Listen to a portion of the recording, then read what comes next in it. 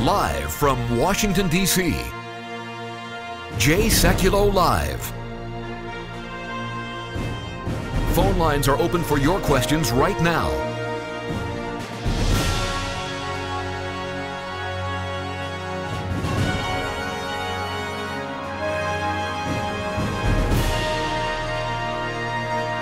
And now, Chief Counsel for the American Center for Law and Justice, Jay Sekulow. Well, in a very bold move, in just a few moments, John Bolton, our National Security Advisor, is going to announce that the United States is going to close the office of the Palestine Liberation Organization, or the PLO. It was founded in 1964 during a summit in Cairo. The organization's initial goals were to, quote, unite various Arab groups and create a liberated Palestine and Israel. Over time, they took on a much broader role. They became a political organization, but you got to be clear that they were for the liberation of Palestine through armed struggle, which much of its violence aimed at Israel. Now, they have been refusing. They are still a governing authority. So let's explain to you what the Palestinian Liberation Organization is and how they operate. Their political arm is called Fatah.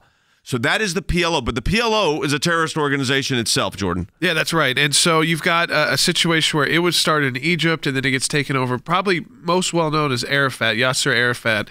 So this was his organization, and again, I use that term because you have to define all of the different pieces of the PLO. He had this movement called Fatah, which is still used, also that terminology. Yep. Basically an armed group taking this over. But they also are the governing body in the West Bank. So you've got the political side to this as well. That's Mahmoud Abbas, who you see would be the person who would be leading negotiations with at least that part of the Palestinian territories. That being said, under the U.S. law, which allowed this to open, it was during the Oslo Accords and those peace process. It says they've got to negotiate. If they stop negotiating for peace, this office closes. The Palestinians have been unwilling under the Trump administration to open up direct talks, to open up peace talks. So this was a move authorized by U.S. law as well. But it may be shocking to people to know that this even existed in Washington, D.C., that you had a liberation organization that you could tied to terrorism operating in our nation's capital uniquely because of the situation, which I think it underscores too. It's not the Palestinian Authority in the West Bank. It is the Palestinian Liberation Organization, General Delegation to the United States. Andy, what's your view of the organization? Because the move is to shut it down because they're refusing to negotiate for a peace plan. So the United States is saying, why are we hosting them in Washington, D.C.? Right. I think that's the hook that the president is using in order to close them down, is that they refuse to negotiate. But I think the reality is that we have finally come to recognize, and as many people did not know, that they had an office in Washington, D.C., and was, in my view, a front for their terrorist activities. And the president, I think, has finally had his fill of that and is deciding that we're not going to have organizations whose real goal is terrorism here against Americans, against Israelis, and so forth, operating out of our nation's capital. Close them, lock them down, and get rid of them. So is your sense of it, both of you, this is my sense, is that this is the next step move into compel the Palestinians, if they want to negotiate peace, to negotiate peace? Well, that's it. And if it will, and the question is, will this bring them to the table? They're a hard-headed lot, Jay, and they're very difficult to deal with, and this may be the straw that breaks the camel's back one way or the other. But it's up to the president, to make these decisions. He's made it. He's, again, standing firm with respect to the decisions that he's made. But what the outcome is going to be as far as bringing them to the table, I don't know. We're going to find out soon. What do you think, Jordan? I think this is a bold move to get this moving. Yeah, absolutely. I think with the funding cuts especially, this is the next step. All right, we've got a lot more ahead on this breaking development of the United States closing the Palestinian Liberation Organization's offices in Washington, D.C. We also have a petition up right now. We encourage you to sign it. You can do it at aclj.org. Stop funding Israel's enemies. Hundreds of millions of dollars going to Israel's enemy, although we're making progress in cutting that back, both by going to court and by working with the legislature. But your support on that petition makes a huge difference. You could help us get the word out on this by signing the petition at aclj.org. There's also a number on your screen. You can call that number as well to sign that petition. I urge you today, stop funding Israel's enemies. It's that critical. We encourage you to do it. We'll be back with more in just a moment.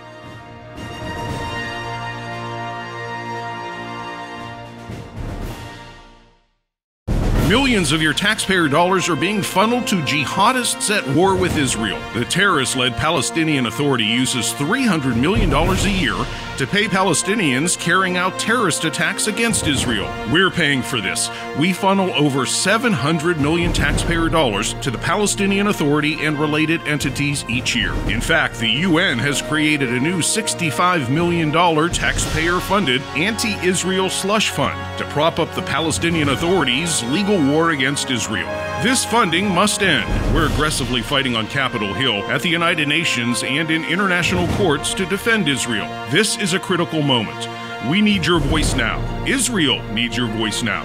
Sign on to our petition. Stop funding terrorists at war with Israel. Call 1-877-989-2255. That's 1-877-989-2255, or add your name online, aclj.org.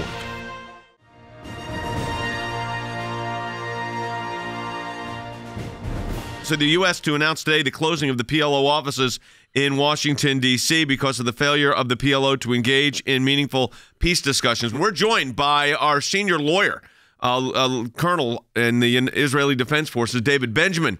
And David is an expert on a lot of these issues, been on this broadcast many times, been on a lot of our TV specials as well. David, let me get your reaction to this. The president has said that with the unwillingness of the PLO leadership to meet, to have direct negotiations for peace, has resulted in a decision now that PLO office should no longer remain open since they're unwilling to go to the table. What's your reaction to this? Well, this is a new experience for the PLO. Suddenly not to be spoiled and sort of, let's say, over-understood for everything they've done over the years. The PLO have been intransigent on perhaps some of the most important issues in a possible peace process, notably the question of refugees. So even though the PLO has in many ways sort of changed its spots, at least in a superficial way, and has renounced terrorism, it has still, on the core issues, been absolutely intransigent on matters which, if we can't go forward with those, there's absolutely no way of resolving the Middle East conflict. So this is something they will be unaccustomed to, sort of suddenly having to deal with this kind of pressure, as opposed to being kind of understood, including by Israel over the years. You know, Israel has always tolerated with the PLO, mostly because of thinking, well, the alternative is worse. You know, Hamas, the Islamic Jihad organization, etc. But it's not that the PLO is good. Yeah, right. Well, that's an important point also. The PLO was known as a terrorist organization until very recently. The fact of the matter is they are still in cahoots with terrorist organizations. That's well known. And as David said, the PLO, look, this is not a knock on the Palestinian people. I think the Palestinian people want to live in peace and have jobs, health, and education for their children. I think the leadership is bent on not getting it there. And I think what the president's done by cutting the UNRWA funding, which we pushed hard for, including going to federal court to find out exactly what was going on. What a success that case ended up being, by the way. We unpeeled that onion, and the administration reacted very quickly. But you got to look at the situation as it relates now to, as David said, to the Palestinian Liberation Organization. That's their political group, and it puts them in a very difficult spot, Jordan. Well, now they don't have their offices giving them all these diplomatic protections, so people will have to leave as well. That's part of shutting these offices down.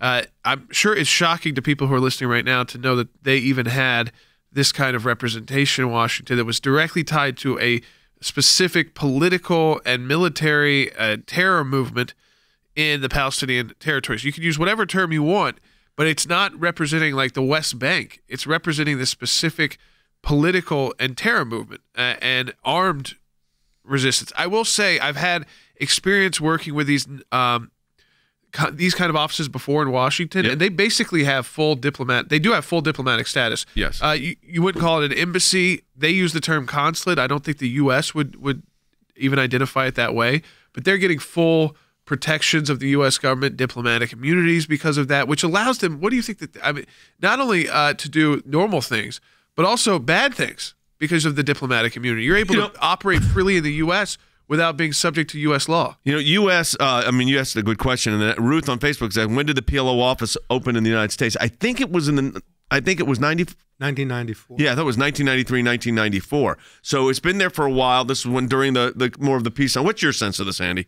Well, I mean, my sense of it is that the president has had enough of this PLO organization masquerading itself as being, someone who is willing to negotiate some sort of a solution to the situation in the Middle East. And he said, I've had it with you, and you're also supporting the international court and the prosecution of Americans, Israelis, and other people. We don't recognize the jurisdiction of that court, and we never have, because it's an affront to our sovereignty to do so. And so he says, why not just get rid of this altogether? This is, again, the moving of the embassy from Tel Aviv to Jerusalem, part of the series of bold initiatives this president has taken to see that something positive is occurring in the Middle East. David, has there been any reaction yet in Israel? I mean, this has just happened and just been announced, actually being announced in the next few minutes. What if any, reaction yet? Okay, at the moment it's the Jewish New Year in Israel. Right, and by the way, Happy Lashana Tova, Happy New Year. Right. Thank you. And so actually Israel is pretty disconnected in terms of the wider public debate. As I said, Israel has always been in a dilemma with the PLO, with funding, with this kind of issue, how to regard the PLO, etc. As I say, it's kind of the worst. It's the least worst of the available options, and kind of Israel has often just been interested in kind of keeping the lid, keeping the flames low. Remember, though, that while Israel is trying, for example, to calm the situation down in Gaza, the PLO is actually making it harder because the PLO has a internal Palestinian rivalry with Hamas and are, for example, not transferring funds to Gaza that they're supposed to transfer. So the boiling situation in Gaza, the humanitarian pressure there, is to a large degree, ironically, because of the PLO, not because of Israel. So they're kind of putting their sticks in the spokes of the wheel in all sorts of places. And of course, Americans will know about the issue of funding terrorism and paying pensions to terrorist families, et cetera, et cetera. So, and of course, what has happened over the years, they've been given this new international status that most of the world has been happy to provide them with, of being recognized as a Palestinian state, joining international institutions, etc. They've been riding high and not had the sense that they actually have to make any concessions. So this will come as a bit of a slap in the face, hopefully not in a negative sense, in the sense that you do it to a patient or somebody who is in shock and doesn't really realize the reality, like a bucket of cold water, let's put it that way. And hopefully this will move something. I can't say I'm absolutely convinced that it will, but it's certainly refreshing the attempt to try and change something, because this has been going on for so long. And this the intransigence that they have shown has really has made everything freeze over, and just trying to move it in some way or another, I think is a positive thing. Well, let's go ahead and take one. We got David Benjamin on the phone. Yeah, right to the phones we go. Let's go to Mike in Ohio on line 1. Mike, welcome to Sekulow Live. You're on the air. Hi, Mike. Go ahead. Hey, gentlemen. How are you doing today? Good. I just wanted to. I think what the administration did here is absolutely fantastic. They're taking common sense issues and they're saying, this just doesn't work. Having the PLO office there on our soil, it's the equivalent of having an Al Qaeda office on our soil, and it needed to go. And I think that's part of the Trump administration's draining of the swamp. And I would like, his administration to keep righting these wrongs, and not just from a conservative standpoint, but just from a common sense standpoint. Well, look, the PLO. I'm not a fan of the PLO, as you can imagine. David's right. It's been it's the best worst choice of the existing players in the field. And David, that's part of the problem here. I mean, these are evil actors. Don't forget, and you don't, I know, because you live it every day, that this is the same organization that gives money to terrorist families who kill Israelis. Absolutely. I think this ongoing dilemma that no one has really has dared to really break the balance, to break this equilibrium that is being created. And I think it has a risk attached, etc. But I think it's going to be, it's maybe the only chance, at least, to try and change something and bring these guys to their senses. They really actually don't have a sense of what their true situation is. Their sense of self-importance has been inflated in the way they've been related to around the world. But at the end of the day, on the ground, nothing is there. They're bringing nothing for their own people. And as you say, I really wish the Palestinian people well, and I would love to see everyone go forward on this. It needs to be done. But their leadership is really a curse. It's a curse for them. I mean, that is probably what the Palestinians have suffered from since 1948 at least, is bad leadership that just hasn't allowed anything to go forward. The Palestinians have never missed an opportunity to miss an opportunity, as the famous quote goes. Yep. And this might, who knows, maybe this will change something. Hopefully you're right, and I'm think these are all positive moves. David Benjamin, Senior Counsel of the ACLJ's office in Jerusalem. Thanks for being with us, and again, Happy New Year. Let me say this as well. Our film, Protecting the Promised Land, is now available free on Amazon. You can get it on Amazon, and it gives you a really great look at this entire issue of Israel and the Middle East and the current situation.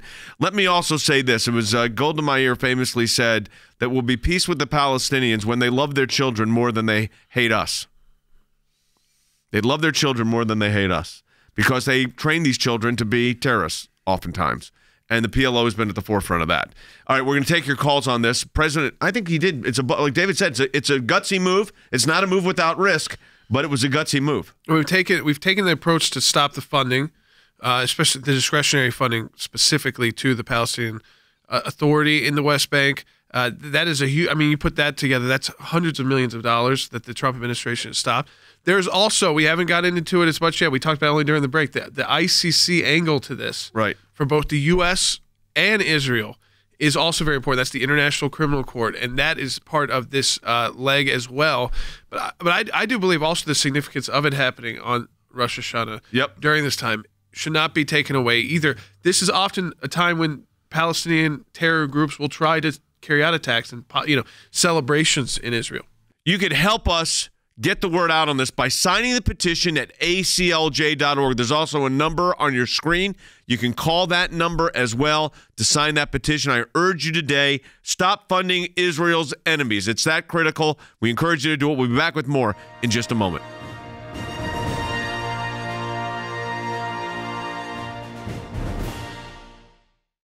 Millions of your taxpayer dollars are being funneled to jihadists at war with Israel. The terrorist-led Palestinian Authority uses $300 million a year to pay Palestinians carrying out terrorist attacks against Israel. We're paying for this. We funnel over $700 million taxpayer dollars to the Palestinian Authority and related entities each year. In fact, the UN has created a new $65 million taxpayer-funded anti-Israel slush fund to prop up the Palestinian Authority's legal war against Israel.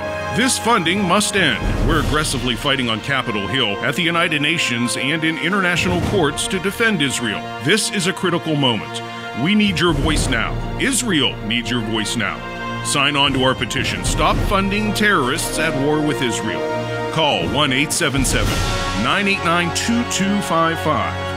That's 1-877-989-2255, or add your name online, aclj.org.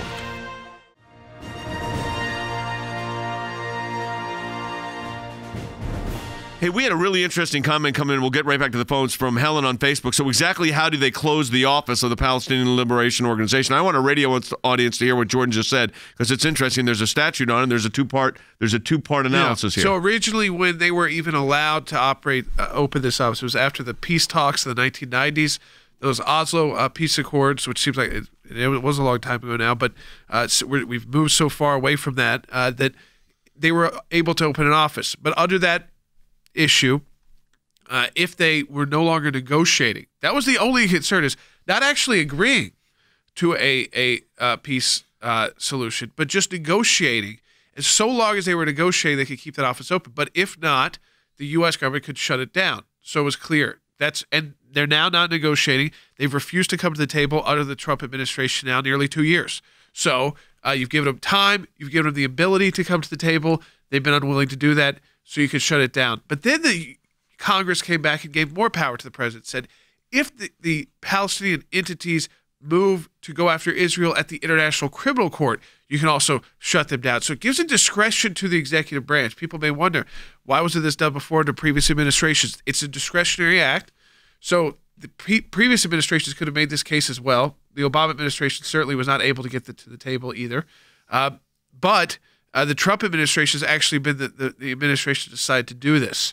And the Palestinians are violating both accounts. So the U.S. will go in and literally board up the door and board up the entrances and exits. We're going to go right back to the phones. Let's go to line 6. Yeah. Jeanette calling from Georgia on line 6. Jeanette, welcome to Jay Sekulow Live. Hi, Jeanette. Go ahead.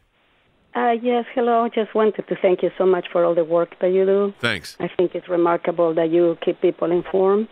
And I am so pleased to see all what President Trump is doing. It's amazing how there's so many idiots in this country that don't give him credit for much of anything, but he is really, really putting the world back on track in so many matters. And as I was commenting, one of the things that I would like to see is that American people will be informed a little bit more. Yep. Like years ago, I got the chance to go and see a presentation of the son of Hamas, Yes. Mossad Hassan Youssef. Yes. I don't know if you read The son of book. Hamas. Oh, yeah, sure. Met him. Oh, it's unbelievable. I bought the book, and he signed it for me, Yep. and it's just incredible to see the inside of, you can gather. We worked a little from bit on his case. They were trying to get him deported, and obviously getting him deported would have been a disaster. He would have been sent back to Syria or Lebanon, and it would have been a disaster for him. But, he's got a very powerful testimony about becoming a Christian, but also with the inner workings of Hamas itself. So, Jeanette, we appreciate the call. Let's go ahead and take another call. Yeah, back to the phones we go. Let's go to Diane in Nevada on line 1. Diane, welcome to Jay Sekulow Live. Hi. Hi, thanks so much for taking my call. Yep. I was responding to your asking for reactions about what we think about the office being closed. I think it's a wonderful idea. And I had a question, though. I've been reading about this over the years. Yep. I'm a little on the older side. And did anyone ever count or make a head count of PLOs or just Palestinians in general that were displaced? Who were there in 1947? Yeah. So this is here's the thing. This is the mystery number, we call it. Let me tell you what it's not. It's not 7 million, which is what they are claiming now, and we've established that fraud through our litigation. I think at the max, so this would be the pinnacle, the amount of people who, this includes also people who said, I don't want to be here in a Jewish state. So this is not people all forced out. These were people who said, I'm leaving my house because I'm not going to let the Jews run my country. I mean, that was their decision to make. They personally made that decision. There are Arabs living in Israel. There's a reason why they decided not to leave. So everybody was not forced out. If you take their number, though, it's under 1 million. So it's only at 700,000. That includes, again, people who said, I am not going to live under this new regime, this new Jewish state of Israel, and I'm going to leave. And so they then, not all of them registered as refugees, though, not that group. That is the max number. If you want to look at the Wikipedia number that comes from, and that's the one they're pushing their numbers. But they've been playing, Andy. They've been playing this number game now for a long time, and they do it because they get additional aid, which never goes to their people. It's very successful. I mean, Yasser Arafat played the numbers game. They all play the numbers game. The more you self-victimize yourself, the more money you're going to get. Before the broadcast, Wesley and I were talking about it. Free health, free education, healthcare, housing, food subsidies, and so forth. That's a pretty good gig. Yeah, and then if you harm the Israelis, you get a stipend for life. Yes. If you take it to civilians. Yeah. Let's go ahead and take another phone call here. We're going to try to get them all in this last segment. Back to the phones we go. Philomene in California, line 4. Philomene, welcome to Jay Sekulow Live. Hi. Oh, thank you for all of you do. Yep. And my question is, how can we be more supportive? And I like the closing of the embassy, by the way. Yep. How can we be more supportive of President Trump and encourage our two senators, our Democratic senators, to do so? Well, I think calling your Democratic senators is a good idea and let them know that you support this move by the United States. But anything else can be done in support of the president? Well, the president, Harry's doing this because he wants to upset the apple cart so that we can get some movement on something that's completely stalled. And that I think that's peace absolutely initiative. correct. The president's policy is grounded in reality. Prior U.S. policy was grounded in an illusion, for instance, that the Arab leadership was actually interested in peace. It's important to remember a little history. So in 1948, when the State of Israel was declared, the Arabs then declared war on Israel. In 1967, they declared war again on Israel. And in 1973, and they continue to declare an undeclared war on Israel through intifadas and terrorism. So the Arab leadership has been exposed without wearing proper clothing. Yeah, all right. Let's go ahead and take another call. All right, back to the phones we go. Tim in North Carolina on line 3. Tim, welcome to Jay Sekulow Live. Hi, Tim. Hey, good afternoon, gentlemen. I appreciate you taking my call, and also appreciate everything you guys do. Really quickly, and you guys have already kind of touched on this. From the time I was little, I can remember hearing about the PLO. it's no secret that this is a terrorist organization. Why in the world are they getting hundreds of millions of dollars? Well, this administration has stopped that. They're not getting those have stopped, and we filed a lawsuit. Those things have stopped. But here's what John Bolton just said about the closing of the PLO offices. The United States will always stand with our friend and ally Israel. And today, reflecting congressional concern with Palestinian attempts to prompt an ICC investigation of Israel, the Department of State will announce the closure of the Palestine Liberation Organization office here in Washington, D.C. That's as bold as you can get. Yeah, I mean, you cut the funding. You stop their ability to be diplomatic. Yeah, so you stop their ability to have this office in Washington, D.C. and all that comes with that for their diplomats. This is, again, the opposite approach we have seen taken by every political executive branch and administration since 1948. Yep. This is the opposite approach. Yep. And I think it's the approach we've all been waiting for, which is enough, a deal at trying to buy out terrorists. Wes, what do you think? Yeah, for 54 years since the founding of the Palestinian Authority, we have tried the same thing. We've tried to coax and reward them to give us peace. It has not worked. Insanity, that is, doing the same thing over and over, expecting a different result. The president is trying to do something different, and I believe if there's any hope for peace, this might work. That's going to do it for the broadcast today. Again, your support for our work allows us to fight for Israel in tribunals literally around the globe. We talked about the closing of the International Criminal Court in The Hague as far as Israel involvement or U.S. involvement goes. Well, we were there at the ICC defending Israel's interests. I mean, I actually did that. Jordan and I did a case there. So we know this very well. We've got a petition up right now called Stop Funding Israel's Enemies. Let me encourage you to sign that at aclj.org. Stop funding Israel's enemies with your taxpayer dollars. Again, at aclj.org or the number that's on your screen. Also, let me encourage you to pray for the peace of Jerusalem. We've also got a brand new book out called Jerusalem, a biblical and historical case for the Jewish capital. It's available on Amazon and Barnes & Nobles, wherever you get your books. Encourage you to get it. Great primer for this important work. Talk to you next week.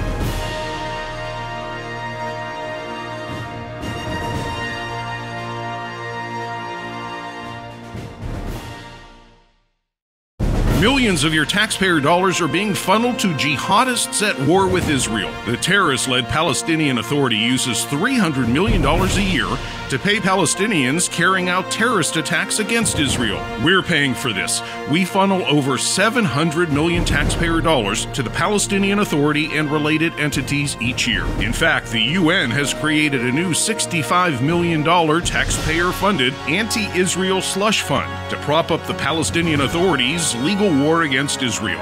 This funding must end. We're aggressively fighting on Capitol Hill, at the United Nations, and in international courts to defend Israel. This is a critical moment. We need your voice now. Israel needs your voice now. Sign on to our petition. Stop funding terrorists at war with Israel. Call 1-877-989-2255. That's 1-877-989-2255, or add your name online, aclj.org.